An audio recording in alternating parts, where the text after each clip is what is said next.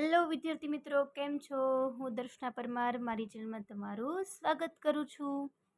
તમે જોઈ રહ્યા છો રાહદર્શ એજ્યુકેશન, જેમાં આજે આપણે ભણવાના છીએ ધોરણ 10 વિકાસ અસાઇનમેન્ટ સોલ્યુશન 2025-26. એના માટે વિભાગ બી પ્રકરણ 6 સ્ટાન્ડર્ડ ગણિતનું સોલ્યુશન આપણે કરી રહ્યા છીએ. બરાબર, ચલો પ્રકરણ નંબર 6 જોઈએ.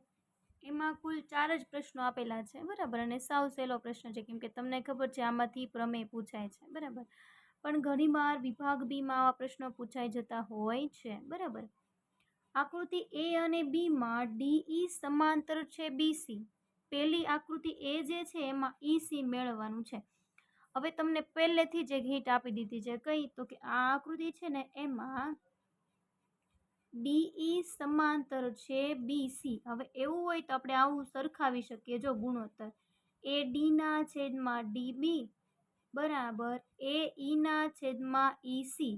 ઈસી આપણે ગોતવું છે અને બીજા બધાની કિંમત આપણને આપેલી છે, તો એ આપણે લખી નાખીએ તો હાલે કે નહીં? તો કે હા, ચલો એ ડીની કિંમત લખી નાખો. કેટલી થશે?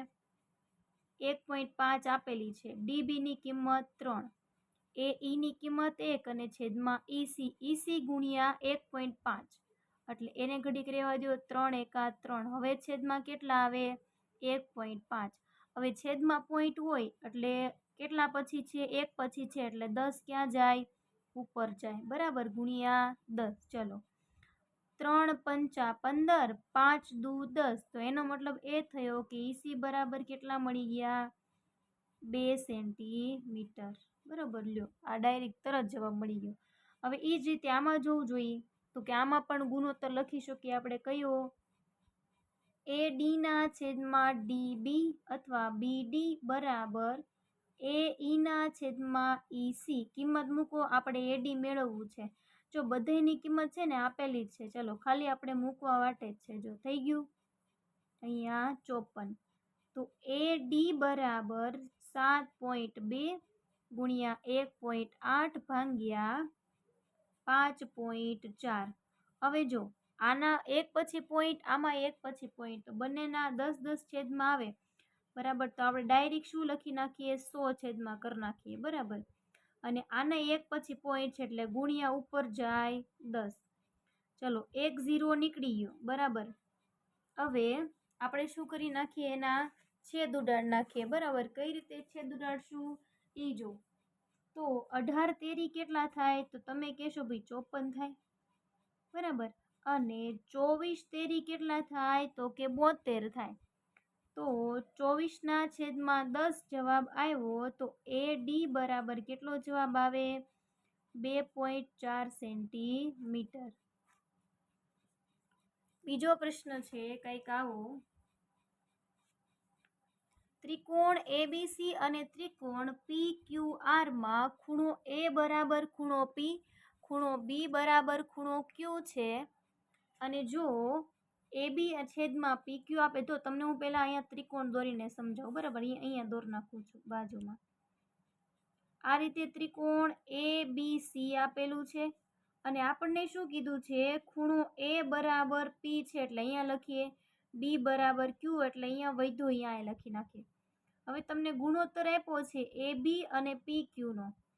AC ની કિંમત આપેલી છે, PR ગોતવા છે. તો આપણે આમ લખી શકીએ કે નહીં? તો લખો. ચલો, ત્રિકોણ ABC એકરૂપ છે ત્રિકોણ PQR હોવાથી આપણે આવો ગુણોત્તર લખી શકીએ.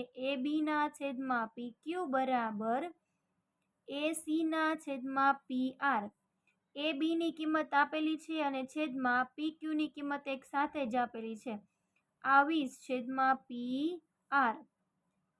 તો PR બરાબર 20 ગુણ્યા 5 ભાગ્યા 4.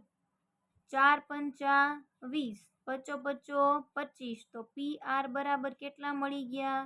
25 સેન્ટીમીટર તમારો જવાબ આવશે. ત્રીજો દાખલો છે, અહીંયા જો. ત્રિકોણ એબીસી અને ત્રિકોણ PQR આ રીતે છે.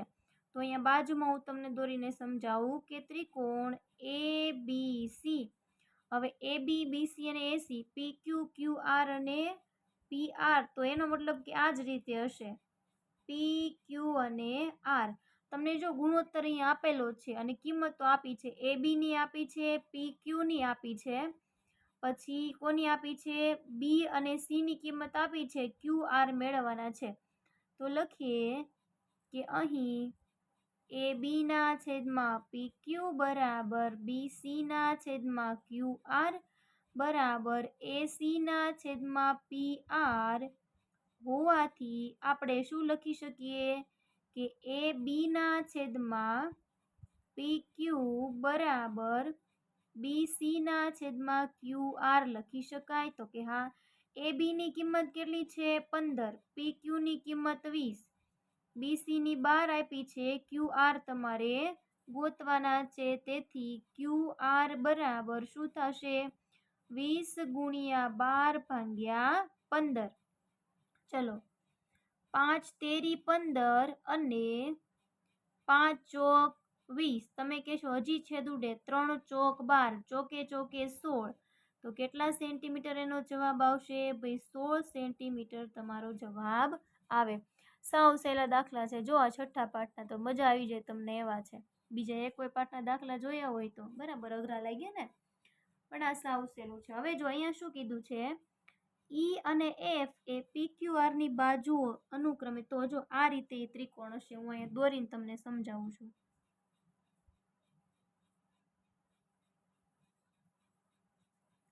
આ ત્રિકોણ છે PQ અને R. એમાં EF આ રીતે અહીંયા મૂકેલા છે બરાબર. E અને F આ રીતે રેખાઓ આ રીતે મૂકેલી છે બરાબર. EF સમાંતર છે Q છે કે નહીં તે તમારે મેળવવાનું છે. તો કે જો અહીંયા કિંમત આપી છે તો લખો, ચલો PE ના છેદમાં QE કેટલા આપ્યા છે 4 ના છેદમાં 4.5. એક પછી પોઈન્ટ છે એટલે 10 ક્યાં મૂકવા પડે મારે ઉપર. હવે તમને ખબર છે 5 દુ 10 અને 5 નવા 15, સોરી 5 નવા 45, 4 દુ 8, 8 ના છેદમાં 9 જવાબ આવ્યો. બીજાનું હું સોલ્યુશન કરું. ચાલો બીજું શું આપ્યું છે, PF ના છેદમાં RF આપ્યું છે. તો એના બરાબર 8 ના છેદમાં 9 જ છે. તો જો બંને જવાબ કેવા આવ્યા સરખા આવ્યા. તો તેથી હું આમ લખી શકું કે નહીં કે PE ના છેદમાં QE બરાબર PF ના છેદમાં RF. લખીએ કે